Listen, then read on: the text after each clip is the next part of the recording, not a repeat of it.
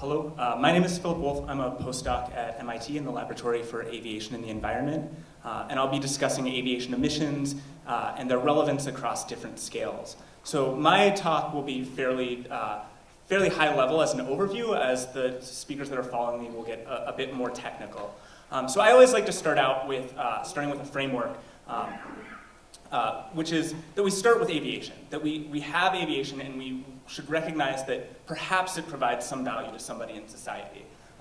Now, that could be tourism, it could be visiting our friends and relatives, it could be moving, doing business, or most importantly, coming to conferences like this. It's providing some value, some knowledge change, maybe an impact on the economy.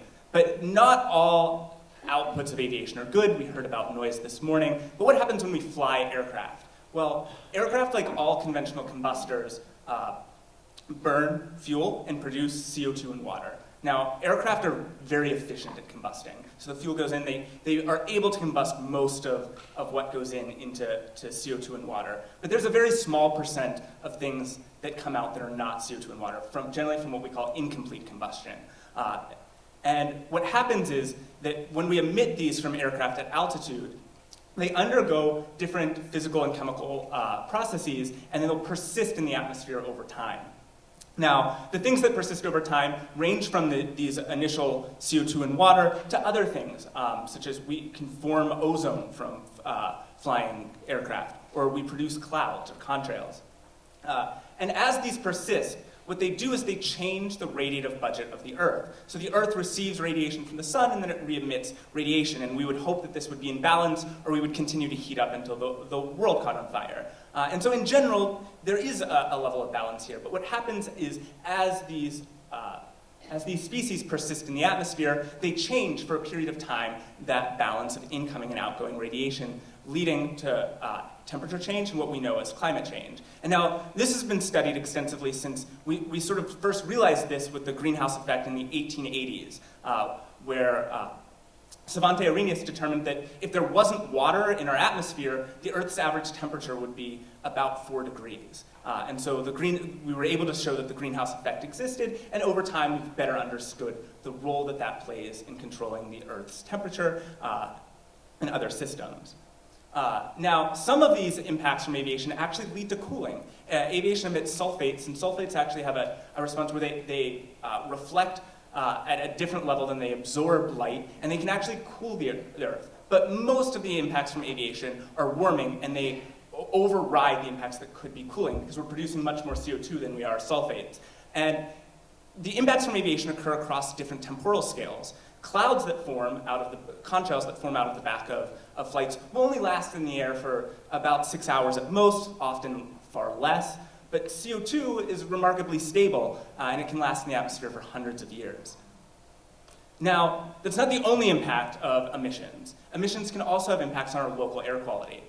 Now, CO2 generally doesn't have a direct impact on our health, so we can sort of ignore that, although feedbacks from climate change may eventually impact health, but we can ignore that in terms of the direct impact of emissions on local air quality, and instead focus just on those other things, the things that were only produced in very small amounts. Now, when we think about it, some of the things that come directly out of an aircraft already come out as particles. They exit the aircraft as partially burned carbon, and they're direct particles emitted into the air. But some of these other things that aviation emits, like SOx and NOx, are what are known as particle precursors. They're not in and of themselves particles in the atmosphere, but they can lead, after atmospheric chemistry and physics, to the formation of particles later on. And this happens at a different temporal and geographic scale than the direct emissions that are coming directly out of the aircraft. Aviation can also produce ozone, including local ozone, but I won't be discussing ozone much today. And then what happens to this? Well, some of aviation's operations occur on the surface of the airport or during landing and takeoff, and that leads directly to population exposure of these changes in air quality. And even some of the emissions that occur at altitude will eventually make their way down to the surface and impact our surface air quality, where people can breathe them and then be exposed to changes in air quality. And this could have long-term impacts on their health. It can also do other things that aren't directly related to health that could still be a detriment to the environment. They can affect visibility through creation of smog. They can impact the acidity of the rain or acidity of freshwater lakes, and they can have impacts on agriculture and agricultural production as well. Now, there's one other aspect of aviation that's generally overlooked when we discuss aviation emissions, and that's because it only occurs in small piston-driven aircraft. Piston-driven aircraft, although still fly or are still permitted to fly on leaded aviation gasoline. It's actually the only mobile source gasoline that is still leaded in our environment today. And as these aircraft fly with leaded gas, they emit lead particulates. And lead can't be created or destroyed. It's an element. And so that lead actually can last in the environment for a long time. It could last in the air for a little while, but then eventually could get deposited into your soil, your water, deposited onto plants. It could be part of household dust. And when we're exposed to lead, different things happen. There are relationships between exposure to lead and some of the same health points from other air quality, but lead can lead to learning disruption and IQ loss as our body uptakes lead and it binds to the soft tissue, particularly in the brain, and can impact future earnings potentials and IQ. So why did I start with benefits and move to costs? Well, what I think is important about aviation is understanding at all levels, so at the community level, at the regional level, and at the national level, what are the benefits that these different spatial scales are getting, and what are the costs that are being borne by these different communities? And can we find a way such that the benefits that the community is receiving outweigh the costs? Understanding that one of those costs will be an environmental burden. And how can we possibly inform others to make decisions that lead to environmental improvement, even if those environmental improvements involve a cost, such that the environmental improvement is greater than the induced cost, such that the community, the region, and the nation can all receive benefits. And what I do as part of my work is find ways to model the impacts of aviation emissions and also noise to understand what their impacts are across these different scales.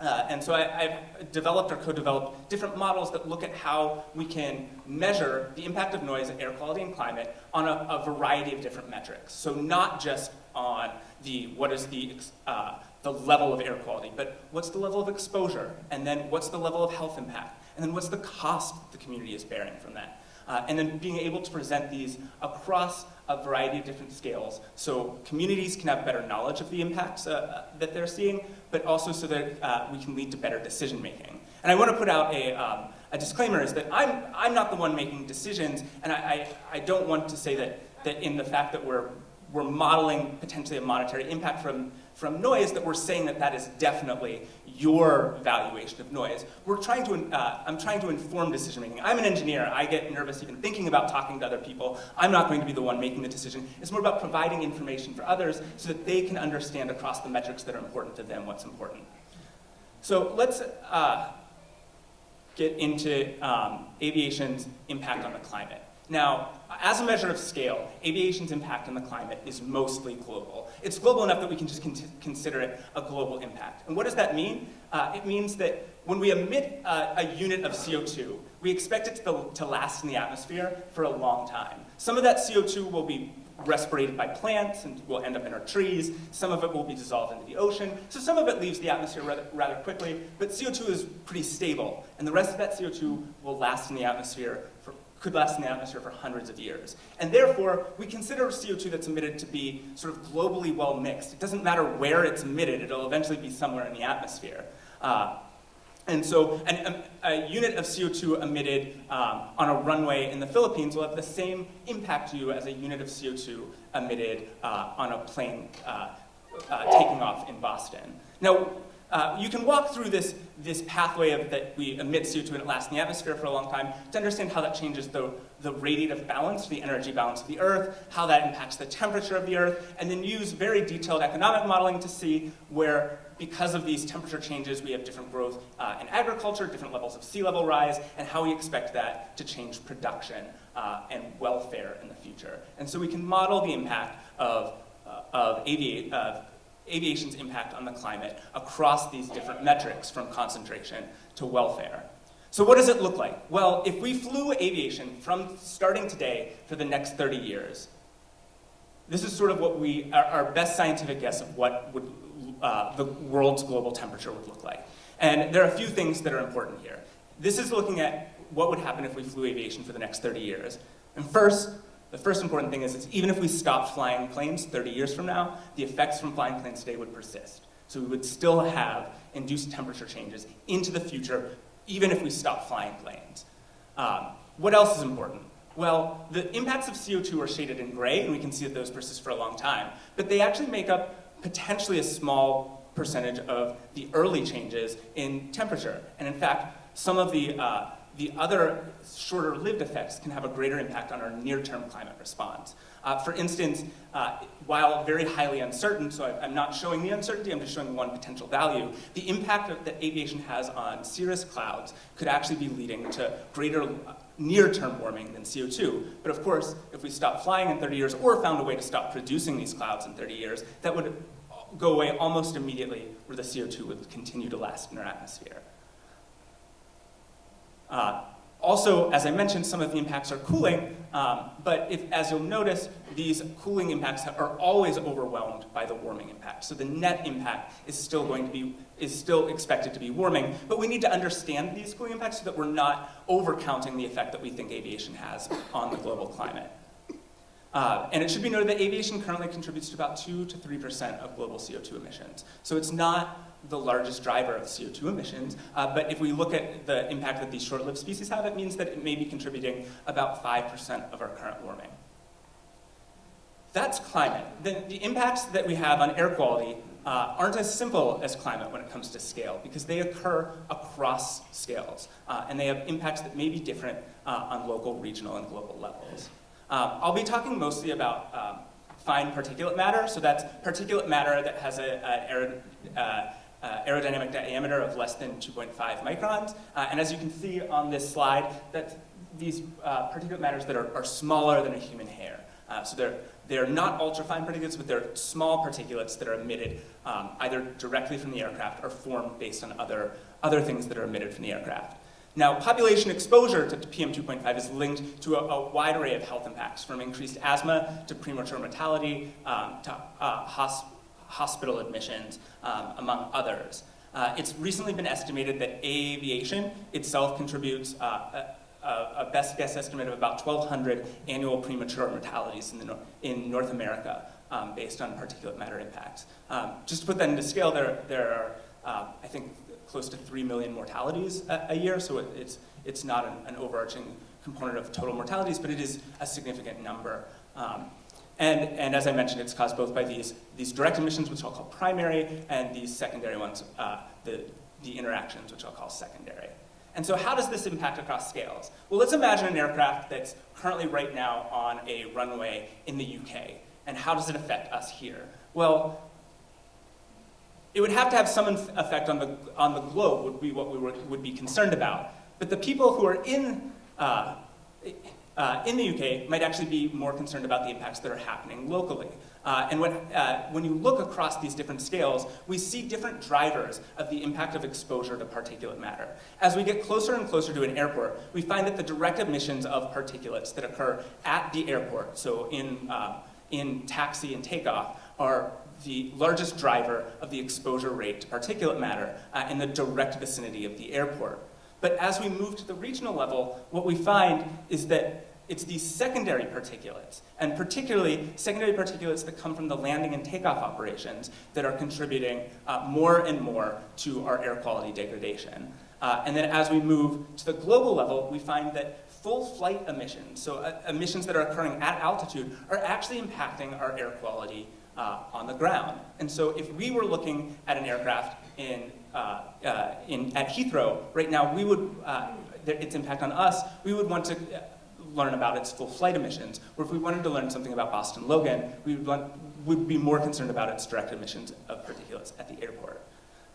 And so what does that mean? Well, it means that there are very specific local impacts of aviation, a lot of them coming from these direct particulates, and then these regional impacts that come from emissions of NOx. Now, emissions of NOx actually peaked temporally at airports, and that's because aircraft have very high takeoff thrust. And so they're burning hotter, and NOx is actually formed because the atmosphere is actually mostly nitrogen. So we're taking nitrogen that's already in the atmosphere, and because of the heat, turning it into NOx, and this has an impact on our local air quality. And if we look at these, looking at this local level, a per unit of fuel, emissions at airport and during takeoff have the largest impact on human health and environment. If we wanted to say where is burning a unit of fuel most important, it's at the airport or in landing and takeoff. But the counter to this is that we burn significantly more fuel at cruise. And in fact, when we look at the global level, there are significantly more total air quality impacts at the global level than at the local level because we're burning more fuel, even though on a per unit basis, that impact is affecting less people. And this can be a little bit confusing. So the one way I look at it is you can look at this chart and say, there's some level of particulates that are blowing over the ocean. And so when those get down to the surface, nobody's breathing them. There's no one there. So there is some percentage that an emission located at cruise won't impact a person, but there's some percentage that it will, and that percentage is lower. The percent chance that it will impact a person is lower the higher you go up. Whereas if you emit something directly at an airport, it's likely going to expose somebody immediately on the ground near the airport. And so how do we put this into context? Well, backing up, aviation contributes less than 1% of total air quality degradation in the US based on current estimates. So when we think about aviation, it's still not contributing to air quality across the entire United States, the same way that road transport, power plants, and industry are. But it can still be very, very significant at a local level. One of the things that we have done is try to come up with estimates of cost based on cost of illness, hospital admissions, to the costs of different impacts on the environment. And the latest estimates of cost are that the estimated global costs of aviation on the climate are about $8 billion a year in damages to the $1 to $8 billion a year in damages to the US, and the cost in air quality is between $2 to $5 billion per year in the US. But think about where that's distributed. If the people closer to the airport are being impacted more per unit of fuel, that means that even though the total impact of aviation on the environment may be driven by climate, the impact that might be most important for specific communities could be air quality. But that also means that the impact from climate may still be significant to that community, so they should still keep it in mind. As a counterpoint, we came up with an estimate for the cost of noise from sleep awakenings, annoyance, and changes in housing and property values in the United States, and see that that's about $1 billion per year in the US. But so about a little bit less than the impacts potentially of air quality in total, but noise is the most concentrated of these three impacts. It's the one that's happening at the localist of scales. So when we divide that by the number of people who are bearing that cost, the per person cost of noise can exceed the costs of air quality and climate. And briefly, I wanted to touch on the issue I brought up before, which is on lead, because this isn't thought of something when people most often think of an airport, because this is only something that's emitted from small piston-driven aircraft. Now, lead is a persistent toxic pollutant, and it bioaccumulates in human tissue. So if we consume or breathe in lead, our body can eventually get rid of it, but it does it very, very slowly. So with any moderate level of lead exposure, we generally just keep intaking lead faster than we're getting rid of it, which is called bioaccumulation. And this can lead to direct health impacts like hypertension and renal failure, but it can have long-lasting impacts, particularly to IQ impacts from children exposure. And lead is a fuel additive to prevent engine knocking, and so that's why it is serving a purpose in the fuel for these small aircraft. It's not being added just pell-mell. But 30 years ago, aviation accounted for less than 1% of US lead emissions. Today, it accounts for over 50% of new emissions to the atmosphere. This doesn't mean that aviation emissions of lead have grown. They haven't. It's just that we've been able to cut back the emissions from all of these other sources. So even though in absolute terms, aviation has stayed rather constant, as a relative impact, its import has grown significantly. And the atmospheric lead concentrations from aviation are quite small. In fact, the additional concentration from aviation lead is expected to be smaller than the concentrations of lead that people would have been breathing in the United States in the 70s and before that, before the introduction of the catalytic converter. But they could still be impactful. In fact, one of our recent studies say that the impact of lead on IQ loss and work performance over time could approach about $1 billion a year. So the impact of these small planes might actually still be at the same level of the impact of the large planes on a total basis. But it gets back to an issue of scale and location. Where air quality impacts are important will depend on the scale that you're looking at. And lead emissions only occur from GA aircraft. So most of the discussion today, in our mind, at least in my mind, I've been thinking Boston Logan.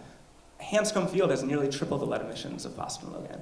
In fact, Hanscom Field, I believe in 2008, was the largest source of lead in the state of Massachusetts.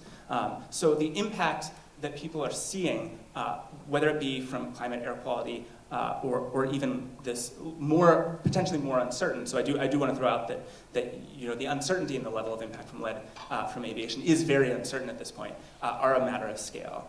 So with that, I'll conclude. And the conclusions are fairly simple. This was fairly high level. It's that aviation emissions have impact across several geographic and temporal scales. And what is important to one community may not be important to another. And so what I think is important is having the knowledge to understand what is important for your community, and also having the knowledge to understand the importance that this has for other communities, so that when people make decisions who won't be me, can make them in a way that's informed, so that hopefully everybody can win.